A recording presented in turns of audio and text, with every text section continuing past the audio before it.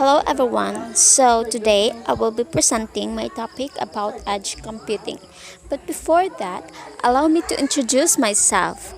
I am Rizome Castillo from the SOA 1E, and here are the questions that I will be tackle. What is edge computing? Who created it? When it was created? How edge computing implemented? Who is using edge computing? How fast is edge computing? And the lastly is, what are the pros and the cons? What is edge computing? Edge computing is a distributed computing framework that brings enterprise applications closer to the data sources, such as lot devices or local edge servers. This proximity to data and its sources can deliver strong business benefits, including a faster insights, improved response times, and a better bandwidth availability. Way back in 1990s, Akamai launched its first content delivery network, or we call it CDN. The idea back then was to introduce nodes, applications geographically closer to the end user for the delivery of cached content such as images and videos. How edge computing implemented? First, it decides how much intelligence there will be in your lot devices. The more intelligence per device, the less intelligence is needed in the edge servers themselves.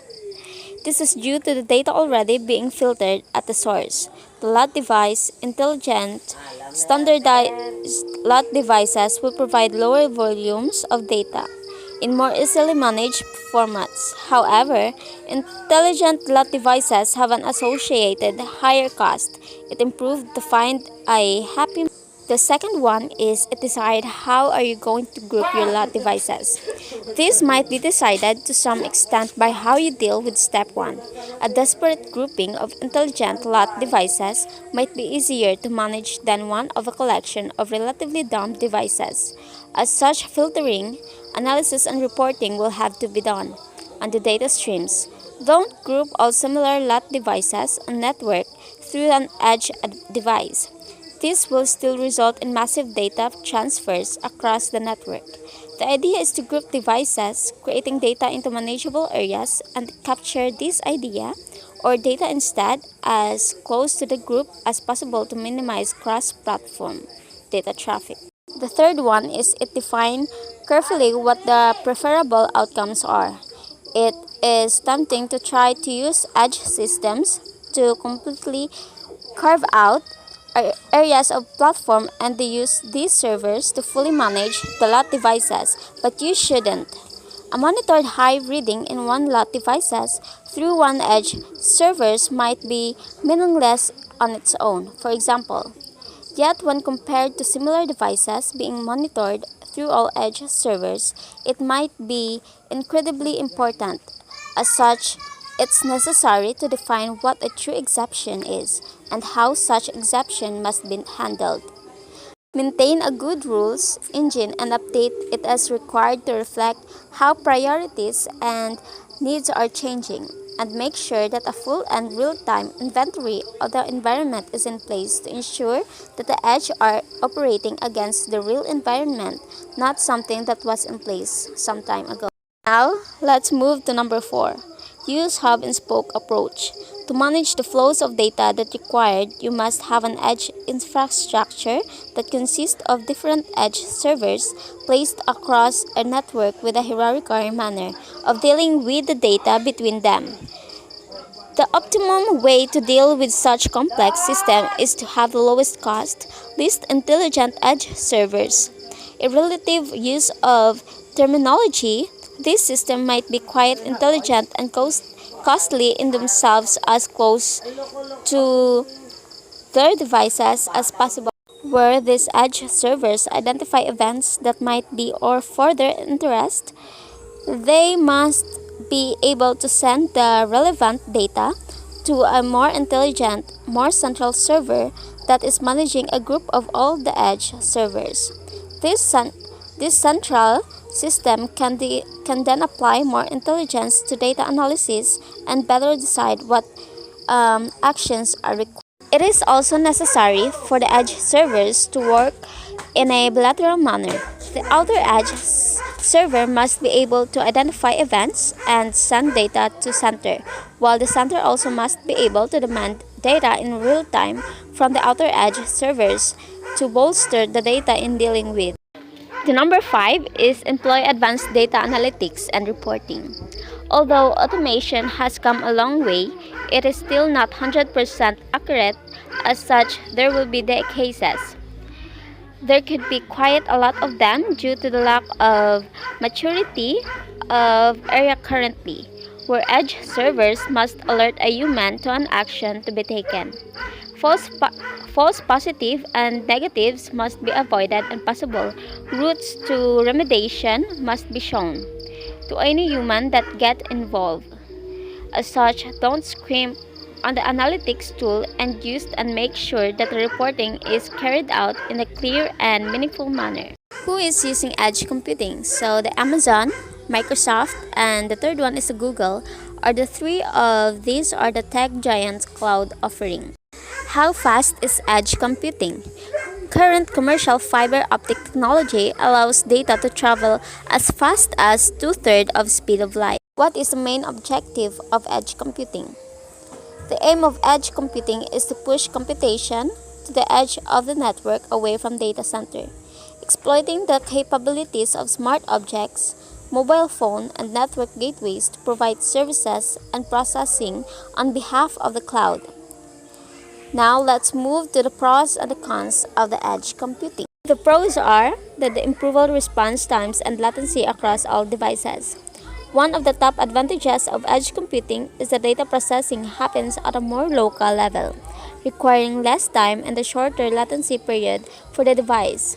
And consequently, the user edge computing is especially used for flat devices such as smart homes, hubs that can provide a response query more quickly when the data doesn't have to travel to and from a distant cloud data center.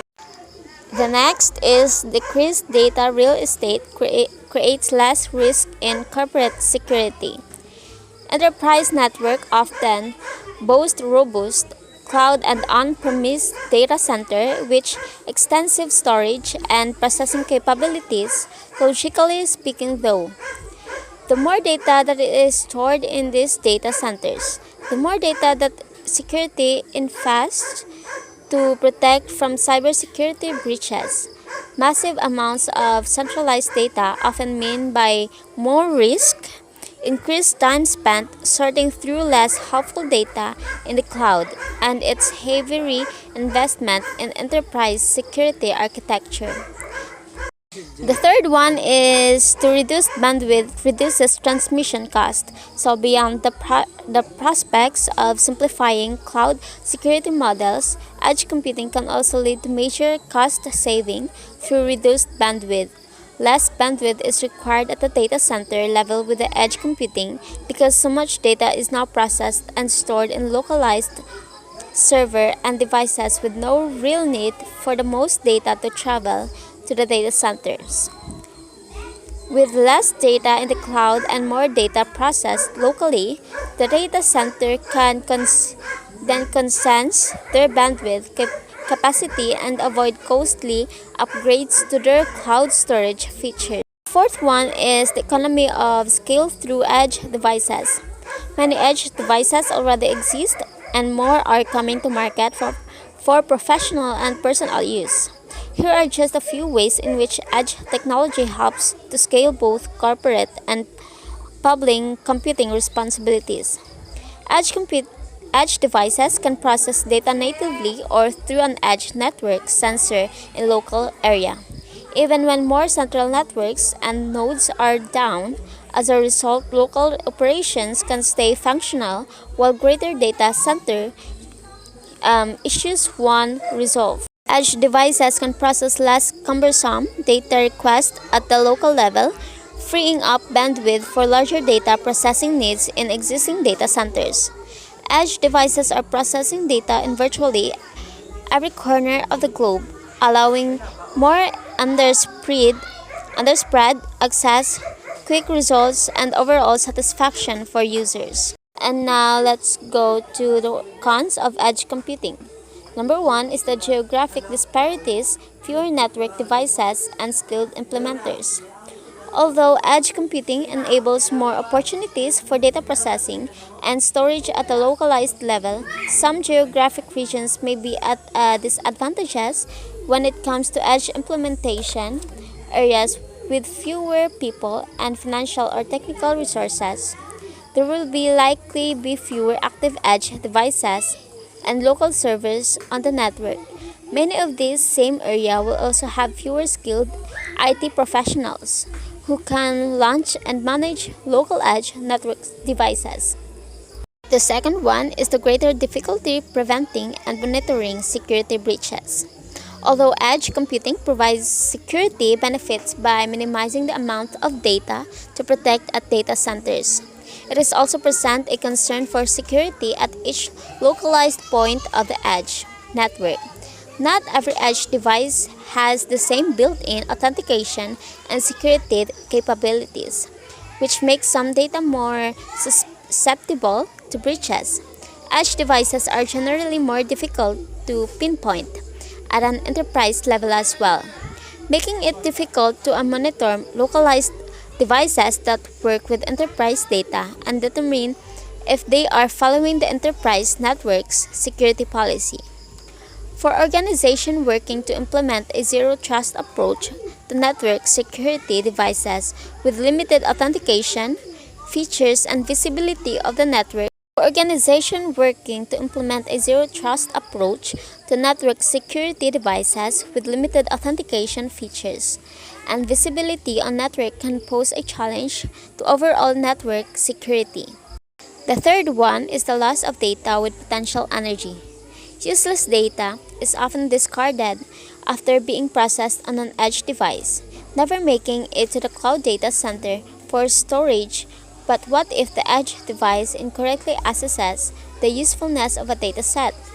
What if the data could be useful for something down the road? It can be frustrating to dig through all existing data in a cloud data center, but its central storage also provides the reassurance that the data is there whenever you need it.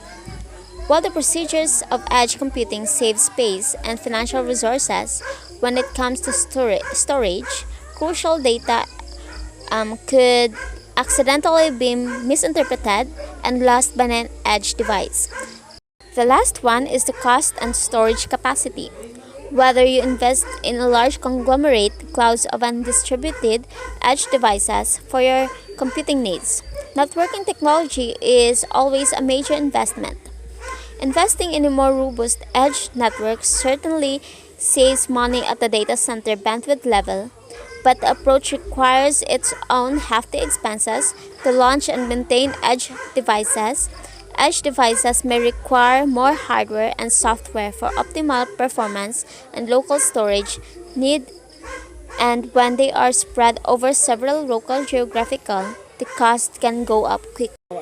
The 10 examples of edge computing are the autonomous vehicle, remote monitoring of assets in oil and gas industry, smart grid, predictive maintenance in hospital, patient monitoring, virtualized radio network and 5G, cloud gaming, content delivery, traffic management, and the last one is the smart homes. Thank you all for listening my topic, and I hope you understand it well. So have a good night everyone. Thank you.